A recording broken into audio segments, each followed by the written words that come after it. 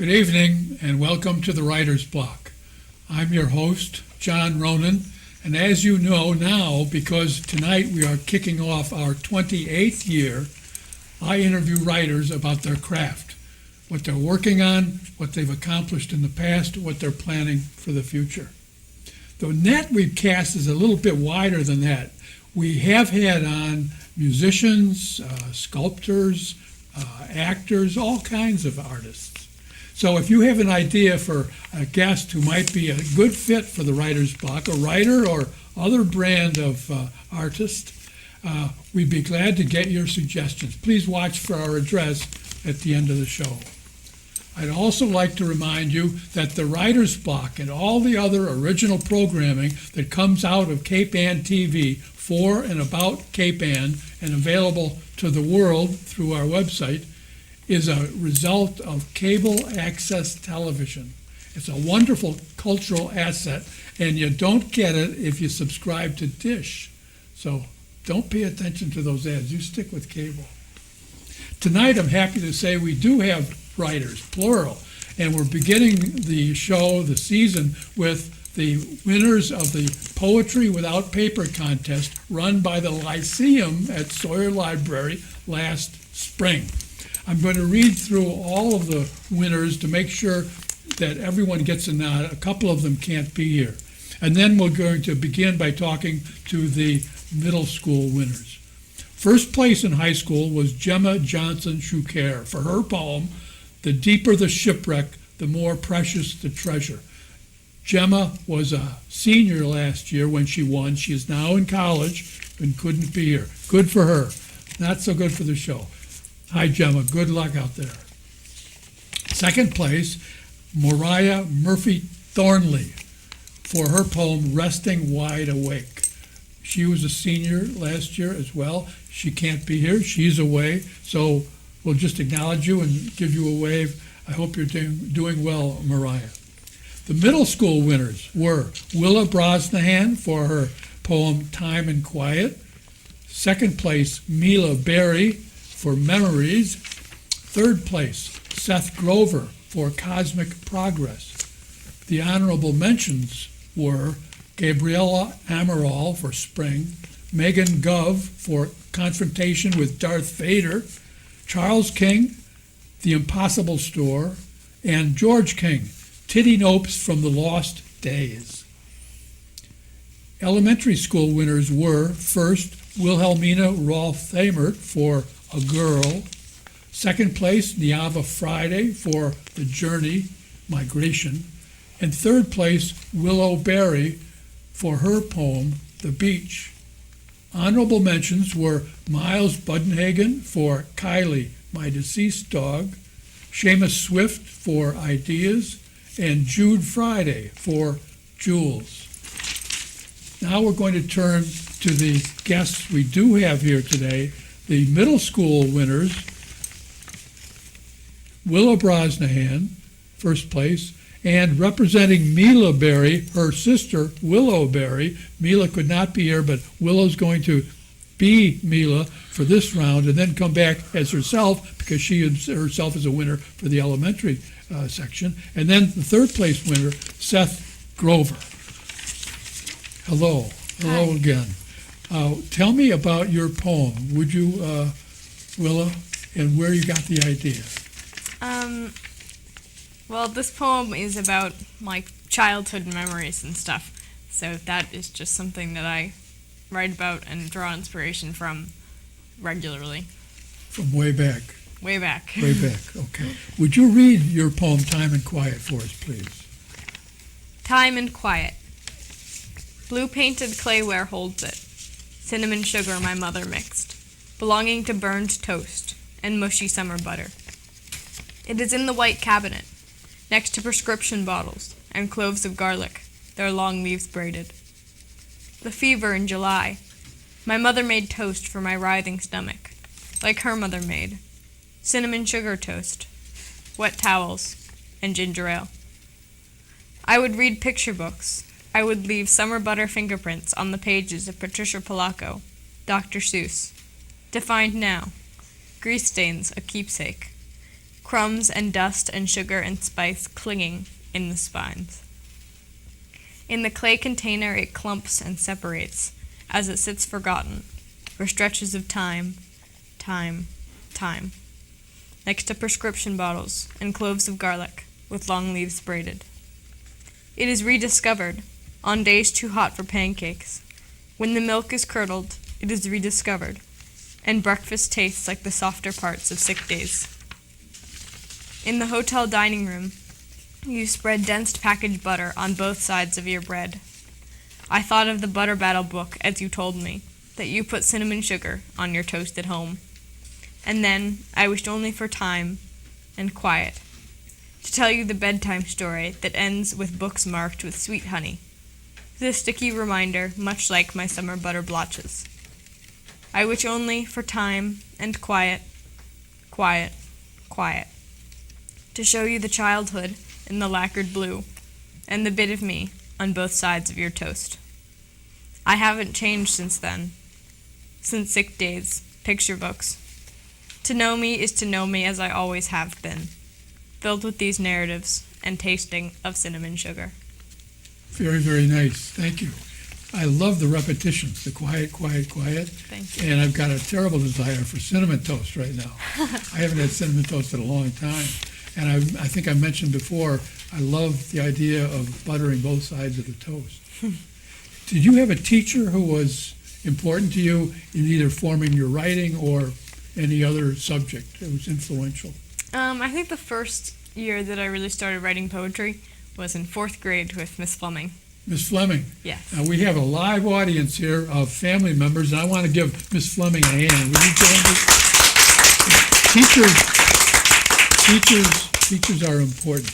I'm going to come back with a couple other questions. I want to go to Mila, disguised as Willow, and ask you to read Mila's poem, The Memories. A lush, hush, wheezy breezy, singing softly, coax the sleazy. Cloaked in crypticness they creep, pull the long dead ones from their sleep. Sweet some linger, on our brow they gently finger, stroke away the bitter sweet that hovers there like summer heat. Rivulets run rosy rushing, syrupy tide cannot stop gushing, cue the tears that fly away, slippery birdsong on an autumn day. Sugar crystals hard and fast, flake away and do not last, only when you want them back, groping wildly for what you lack. Intangible, they spark a yearning, incomprehensible, internal burning. Aches the heart with heavy beat, tortures soul that craves to eat. Is it worse to have them there? Tantalizing burdens that we must bear, or a shadow, mere washed out, better than emptiness, a vacant, lifelong drought?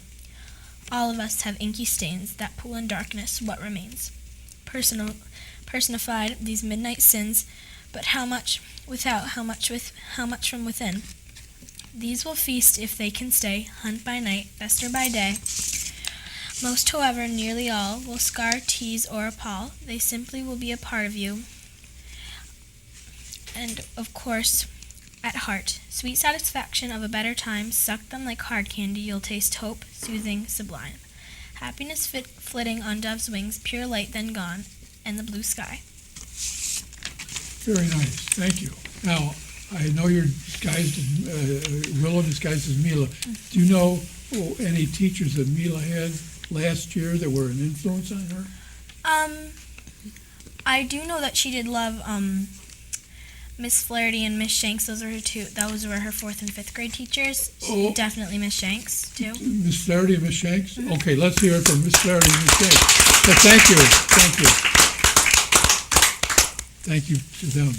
Now we're going to go to Seth Grover, who was the 3rd winner for his poem. Make sure I get this right. Cosmic Progress. Would you read your poem for us, Seth? We are but a celestial drop in the vacuum of the universe. Our stay is indefinite and the possibilities are infinite. The stars flutter like butterflies as we look on, as permanent audience members at a never-ending show. We have everything to see, yet so little time to see it. Stuck in the perpetual pit of what if. Slowly making our way up the cosmic cliff. One day we will have seen it all, but that time will not come for a long time. Until we hear the cosmic chime, space will always be one step ahead of our time. Maybe when we come up with greater rocket power, we'll climb the last astronomical tower. Thank you. But was it part of that line, a pit of what if? Mhm. Very nice, I like that. Tell me if you had a teacher who was influential that you can share with us. Definitely my 7th grade ELA teacher, Miss Danaher. Miss Danaher, let's give it up to Miss Danaher. Her name has come up often over the years. Now, I want to ask a couple questions. I'll start with you, Seth. What are you reading now? Well, I like to read fantasy novels like Harry Potter and Percy Jackson. And you've read all the Harry Potters? Not all of them. They're very long. They're monster books, aren't they? Yep. How long does it take you to read one of those? Like a while. Not the fastest reader. Yeah. How many are there? 7 or 8? I think there's a new one that came out too. Is that the one that's set partly in the United States? I don't know. I haven't read it. Oh, okay. Well, let me know when you do. And Mila Willow, what's your sister reading these days? My sister loves historic, realistic fiction. Like, there are these 2 books called Ashes and Forge. There's another one, but I can't remember the name. She definitely likes reading that. And to finish Seth, it's called The Cursed Child. I haven't read it, but my sister has. She likes those things too. Who's The Cursed Child by? The Cursed Child by J.K. Rowling. It's like, Oh. it's about Harry Potter's son. Oh, I hadn't heard about that. And then Fantastic Beasts is set in New York in the 20s. That's what I was thinking of. Yes, I didn't know the title. And Will, what are you reading? I'm actually between books right now, but the last book that I read was Glass Castle. Don't remember who it's by, but it was a very good book. And what's the next one on the shelf? I am not sure. We're doing a short story unit in school right now, so I'm reading a lot of short stories. Give us one of those authors. Ray Bradbury. Oh, Ray Bradbury. Good stuff. Now it's a tougher question. Do you watch TV? And if you do, what's your favorite program? I do, and my favorite is Buffy the Vampire Slayer. Buffy the Vampire Slayer. Is that still being produced, or are these No. reruns? Well, I watch it online. Oh, okay. All right. And what's your sister watch? Well, She's an amazing baker. So she watches a lot of the Great British Baking Show. So we get a lot of delicious sweets at my house. I saw one a couple nights ago, and a woman's cake looks absolutely gorgeous, and they were saying there's not enough sugar, and she almost had a collapse. It was really sad. I know that's the worst part of the show when they have to send people home. Seth, do you watch TV, and what's your favorite show? I do occasionally watch TV. I like to watch animated TV shows like Bob's Burgers and Rick and Morty. Bob's Burgers. I'll have to give that a chance. Pretty And I good. know you all watch this show when you get a chance. This is Channel 12. Thank you very much for being with us. I appreciate you all being here again because you stopped in last week to do a run-through. And I want the audience to give all of our middle school poets a hand, please. Now we're going to take a real brief little break while the middle school students sit with the audience and the elementary winners come up and join us. Be right back. You've seen how recent hurricanes have devastated whole communities, flooding and destroying homes. Join Habitat for Humanity as we work with families to repair and rebuild. You can help someone desperately in need of a place to call home. We will rebuild, but only with your help. Visit Habitat.org to support Habitat's work. Welcome back. We took a little quick break there to bring up the new poets and to make sure their mics are working. And now we're back with the elementary level poet winners of the Poetry Without Paper contest. They are, as I mentioned before when I read the names, Wilhelmina Rolf-Thamert, second place, Niava Friday, third place, Willow Berry, who is appearing as herself now, whereas she was Mila before. Wilhelmina, you were first place for your poem, A Girl, and I know you've got it by heart. So would you recite your poem, A Girl, please? A girl. A girl walked out of her house and slowly stepped down the rocky path. She felt the wind on her shoulders and looked up to see the pretty night sky. She heard the sound of a frog in the nearby pond. She kept walking. Rain started falling as it dripped on the sidewalk. It reminded her of standing in a stream, playing. She saw, as the rain stopped, a butterfly on the ground wet. She picked it up carefully and set it on a plant.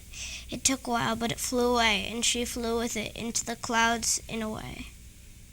It took a while, but it flew away. I like that very much. Can you think of a teacher who has had a good influence on you? Yes, Mrs. Duryea and Mr. Doyle. Mrs. Duryea and Mr. Doyle. Let's give it up for Miss Duryea and Mr. Doyle. That's good to know. Now, second place is Niava Friday. And for your poem, The Journey Migration. Would you read your poem for us, Niava? Ferns dotted in dewdrops, withered brown fall leaves, pine cones scattered, fresh dirt rich as mulch, water rippling softly as wet leaves shook, frost weaving its way in and out of the woods. Settled under a fern, a moth-like creature slowly arose, and delicate wing flaps could be heard. The edges of the wings lined black. On the color of the night sky lay white markings, looking like stars in the Milky Way. Without warning, thousands of flutters echoed through the woodland, as the atmosphere was rapidly filled with vibrant blue blurs dancing on thin air. Footsteps sounded, leaving the winged creatures fleeing to take cover, gleaming white dots nestled in leaf blankets. Thank you very much. Nestled, what's the last line? Nestled in leaf blankets. Good, very nice. Now, I want to ask you the same question. Is there a teacher that you can mention who has been very influential on you? I remember My father. Your father. Oh, let's give it up for your dad. I thought I remembered that. I like to spend a little bit more time with the elementary students if we have time, because it's so important to get roots down early and respect for writing and poetry, and because it gets drummed out later, especially for guys. Do you like poetry? A guy can't say, oh, I like poetry. No, I can't say that. So I like it to get imbued and deep. And you all mentioned teachers that were important. Why did you enter the Poetry Without Paper contest? I'll start the other directions. Niava, why did you enter this? I entered because writing is my passion, and I think it's very interesting, very cool. I think it's very descriptive to write down your thoughts on paper and then just make it better with descriptions and turn that 1 page to 2 pages. So you feel like it's a passion already. That's what, do you write every day besides school? Every day. Every day, wow, good. Do you handwrite or you type on the Handwrite machine? and typing. I've got my own fair share of each. You what? I've got my own fair share of each. I both do a lot of both. Now, we're going to go this way. Willow, tell us about why you entered that contest. Well, I entered because I absolutely love to swim and write, and I feel like people should know like the beauty of the ocean and things, because pollution is a big problem. So you combined and wrote about Like, I it. have a huge passion in the ocean. I love it. And you like poetry too? I love to write. Give us an example of the pollution problem that you've run into personally. Personally, well, there's a lot of trash in the ocean, and the problem is it's easy to pluck out a plastic bag, but they biodegrade, and they're little particles, and it's getting so bad that it's just impossible to get them out. Yeah. Have you ever run into anything? Like a log you didn't see? Definitely. Yeah, really? Did it hurt? Well, I open water swim sometimes, so I I hit it like with my arm, so yeah, I guess it hurt a little bit, but it was driftwood, so But you're not going to give it up. no, Good. definitely. Okay. Wilhelmina, tell me why you entered the contest. Well, it looked like fun to do it, and at school we'd just been doing a big poetry thing. We made a book Oh, you did? with our poetry, and we were like doing a lot of poems, so I just thought, why not? And I entered, and I got And in. here you are. What did your book look like that the class did? It looked like a real book, and it had a picture of us on the back, and we did artwork, and they put it in the book. And I made my own book at home, too. Of your own stuff? Yeah. So you're published in 2 books already, and you're still in elementary school. That's a pretty good start. Now I want to ask a question that I asked the other students about TV and reading. Well, I'll go start with Wilhelmina. What are you reading now? My favorite book is The Little Prince. Saint-Exupéry, the French author? It's a comic, but I really don't know. I don't really pay attention to the authors, but I really like it, and I'm reading it now. This is like my 50th time reading it. How many times? Like 50. I guess you like it, huh? And Willow, what are you reading? Well, I like a lot of fantasy and magic. I haven't read my poem yet. What? I haven't read my poem yet. Thank you for mentioning that. I'm having a bad afternoon. Forgive me for, I don't know how I did that. Please read your poem. I smell seaweed and salty freshness on the wind. I hear roaring of waves and crying of seabirds, wailing for something they will never have, the beach. I feel tiny particles of warm sand drifting across my feet, the beach. As soon as I step closer to the water, I sink deeper into the sand, the beach. A wave comes and tickles my toes, but soon it goes back out, trying to pull me into its watery eternity. But it will never succeed, for soon it will give up and I will be set free to go to my own eternity. But nothing wonderful can stay forever. Soon it will all fade into memories. Soon I will leave the beach. Thank you very much. Thank you very much. I appreciate that. And I do apologize. I'm used to thinking 1, 2, 3. It's 1, 2, no. 1, 2, 3. I'm just thinking 1, 2, 3. Never mind. Thank you. Now, did I ask you what you're reading? Yes, I like to read a lot of fantasy and magic. Yeah, keep going on that. Harry Potter, obviously, and one of my new favorite books is The Trials of Morgan Crow. Say that title again. The Trials of Morgan Crow. That's a fantasy? Mm-hmm, it's a fantasy. Now, I've asked you all about reading. Did I ask you about? Not me yet. No? What are you reading, Diana? The authors that I really like is Robert Betty, who wrote Seraphina and the Black Cloak, and I really like that What's the story. title again? Seraphina and the Black Cloak. I really like that story. The descriptive is perfect, and it's a thick book too. So I also like books that Brenda Woods makes. They've got like a lot of character in it. You like that? Not too complicated? Now, I haven't asked a TV question yet. Do you watch TV, Diana? And what's your favorite 1 or 2 shows? I watch a little bit of TV. I'm not really much of a TV person. No? Well, or I just on don't some watch device, do you watch Netflix? You watch streaming or anything like that? Yeah, I watch sometimes just like movies that follow after books come out, and Cartoon Network. What kind of cartoons? Teen Titans. Cartoon Network? You said? What specific cartoons? Teen Titans Go. Pardon? Teen Titans Go. Okay. Willow. I do watch TV. I am a science geek. I will admit science is amazing. I like shows like Mythbusters, and I do like. Have you seen Shark Week? What week? Shark Week. It's in the summer. It's an entire week on Uh, the Science Channel, all about sharks. And I want to be a marine biologist when I grow up. So, do you feel sorry for the sharks? They're well, being hunted pretty I do, widely, but I'd say. well, there are a lot of new laws that like have banned certain sharks from being hunted. Yeah. Mhm. Do you ever watch Nova on PBS? Yes. About the eclipse and the oceans? Oh, good.